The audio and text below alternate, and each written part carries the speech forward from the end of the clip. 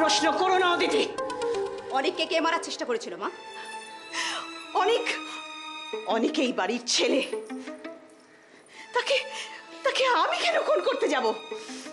তোমার মাথা খারাপ হয়ে গেছে। পায়েল যেদিন খুন হয় আপনি কিছু না জেনেই আমাকে দোষী ভেবেছিলেন। এরপরেও আপনি কিভাবে আশা করেন যে আমি আপনার প্রত্যেকটা কথা মুখ বুজে শুনে যাব? তোমার ঔদ্ধত্য মাত্রা ছাড়া হয়ে যাচ্ছে অদিতি।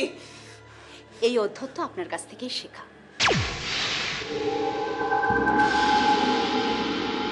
নন্দর মতো লোকজন অপরাধ করলেও ক্লায়েন্টকে ঠকায় না, যত মারধরি করি না কেন। তাহলে কি স্যার মিস্টার রয় অদিতিকে ফাঁসানোর জন্য ফুটেজটা তুলিয়েছেন? মানে আচ্ছা, রয় ধোয়া তুলসী পাতা তো নয়, তো নিজের মেয়েকে খুন করবে এতটা নির্দয় উনি না। তাহলে স্যার ওই ওই আমাদের সন্দেহের লিস্টে সবার উপরে গায়ত্রী গাঙ্গুলি খুনটা করিয়েছে।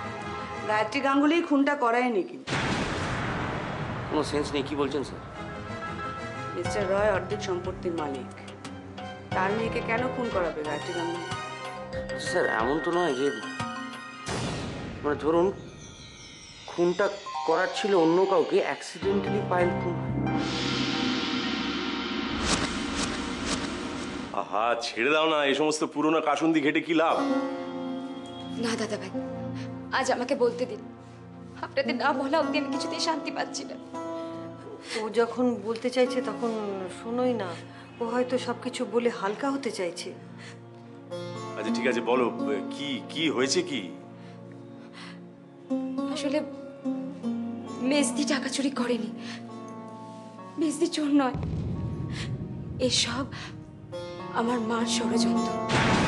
ছি ছি ছি ছি, অশান্ত মেজ বৌমার চোখে আমরা সবাই কতটা ছোট হয়ে গেলাম। ছি। আজ যদি অদিতি নির্দোষ হয়ে যায় তাহলে সমস্ত সন্দেহ তোমার দিকে যেতে পারে। কেন মেজমা? আমি তো পায়েলকে মারিনি। এতদিনে বাড়ির সবাই জেনে গেছে যে তুমি পায়েলের খাবারে বিষ মিশিয়েছিলে। তা সন্দেহ তোমার দিকে যাবে না তো কার দিকে যাবে? মেজমা মেজমা, এখন কি হবে মেজমা? আমি যতক্ষণ আছি তোমার কোনো ভয় নেই, কিন্তু একটা কথা, অদিতির সঙ্গে তুমি কোনো কথা বলবেও না, আর ওর কোনো কথা তুমি শুনবেও না। মা, আপনি কি লুকিয়ে আমাদের কথা শুনছিলেন নাকি? লুকিয়ে কথা শোনার মতন বদ অভ্যেস আমার নেই অদিতি, ওটা তোমার আছে, আর তুমি সেটাই করছিলে, লুকিয়ে আমাদের কথা শুনছিলে। আপনি একেবারেই ভুলে যান যে আমি আপনার দয়ায় এই বাড়িতে আছি। ছোট বৌমা, তুমি এই কাজটা করলে কি করে বলো তো? হ্যাঁ, তুমি একবার বাচ্চাগুলোর কথা ভাবলে না? তোমার নিজের বাচ্চাটার কথা ভাবলে না? আমি পাপানের মুখের দিকে তাকাতে পারি না, সারাক্ষণ ঘরের মধ্যে ঢুকে থাকে, কারোর সঙ্গে খেলা করে না, কথা বলে না, তুমি তার কথা পর্যন্ত ভাবলে না? দাদা আমি সব বুঝতে পারছি, আমি ভুল করেছি, আপনি আমাকে ক্ষমা করে দিন দাদা ভাই। তুমি আর একটা কথা বলবে না, একটা কথা বলবে না তুমি। অধিকার? নেহাত ঋষি তোমাকে বিয়ে করে এই বাড়িতে নিয়ে এসেছে, তাই তুমি এই বাড়ির বউ।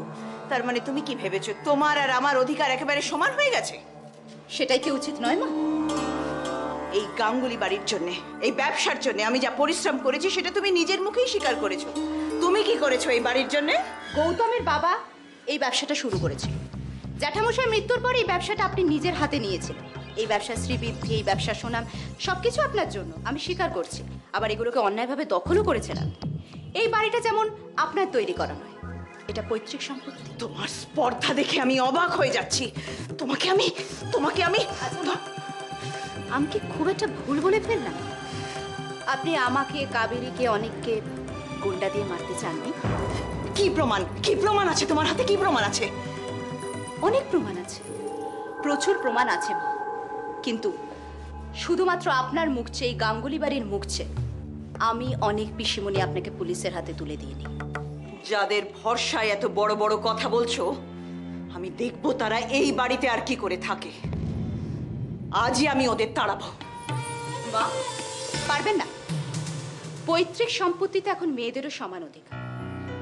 তাই আপনি ইচ্ছে করলেও পিসিমণিকে এই বাড়ি থেকে তাড়াতে পারবেন না। এই ঘরে সংসার